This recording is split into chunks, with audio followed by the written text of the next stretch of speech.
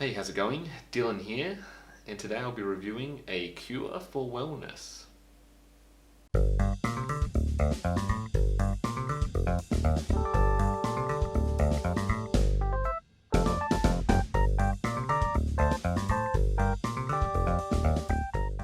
A Cure for Wellness, directed by Gore Verbinski. I just got back from the cinema of seeing this on release day, and it was definitely interesting. It stars Dane DeHaan, who I usually in roles a lot of the time find I don't really like his characters that much, and also Jason Isaacs, which I'm a big fan of. Let's get this out of the way straight away. A Cure for Wellness is a strange film. Number one, do not take your 5 and 7-year-old kids to come see this movie like some dude did when I went to see it. I mean, come on. There's some really, really serious adult themes in this film. Not to mention some weird shit. The movie itself, the basic plot is that someone like a stock trader or insurance trader or something like that, he has to go to Switzerland to track down a member of the board to get him to take the fall for fraud, basically. And he goes to this place in Switzerland, which is like a clinic of sorts, but the guy doesn't want to leave, and then he starts investigating. The main character starts investigating kind of what's going on there. It all has a very Shutter Island-y vibe, especially in the first act of the film. The first act of the film is actually fantastic. I really enjoyed it, and the whole film actually is beautifully shot. It has some really cool camera angles and camera moves, and it was really encapsulating in the actual cinema. So the acting was pretty good, actually. Dane DeHaan did a really good job. I kind of felt like I wasn't going to like the character as much at the start of the film, right at the start, but he quickly kind of got into a groove which I kind of invested in, and eventually, wanted him to succeed. His character does go through a few weird changes in the film. I think it's more possibly the fault of some of the writing, because the first act, absolutely fantastic. The second act feels very long and a little bit convoluted, and then by the third act, kind of everything is kind of a little bit let down. I feel like everything's building, and it builds too much, and then the ending is kind of falls a bit flat. Now, one thing I absolutely loved about this film was the marketing beforehand. They had really interesting, weird trailers. I now know that suits a really interesting and kind of weird film.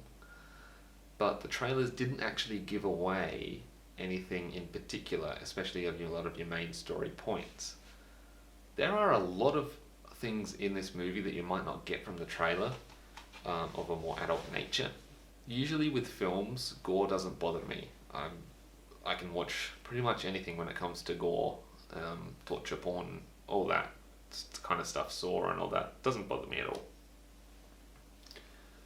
This film's soundtrack was so good. I really enjoyed the soundtrack. The soundtrack was so good that there's a particular scene where the main character is doing something, and the soundtrack made it actually so that I was a bit freaked out by what was happening in this scene. And not many films can do that to me. I'm usually fairly reserved when it comes to that kind of thing. A lot of people in the audience at the cinema were kind of shocked about it, and the tension, the music definitely played into that. So I'm going to have to give this film really good, high praise for its score. The plot I didn't really like. It was quite cliche, and back to the plot a bit, there's a few twists in this movie. I actually had guessed basically the entire plot by about the first third of the film in. They're a bit too obvious with some of the little, hints that people put in to then later refer back to. when a film has twists, and it was definitely a bit too obvious. In the first two acts, A Cure for Wellness really does achieve what I think it's supposed to be as a non-Hollywood film. Very odd, very weirdly shot, beautifully shot as well, fantastic score, very chilling, and some pretty confronting scenes, even for me. The third act does fall apart and becomes a little bit more Hollywood-esque, but for the most part, I did enjoy my experience watching the film. It's just that it was definitely not at the level of like Moonlight or some other film, like Tarantino films, things like that. It just did not keep steam at all through the third act. Second act felt a bit long, but I still stuck with it. I think I'm still going to definitely add this film to my collection when it comes out. Possibly if it comes out on a 4K Blu-ray, because it's very well visually shot.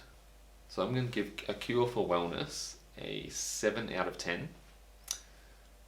Mainly because it's visually stunning, fantastic score, and again, bloody weird.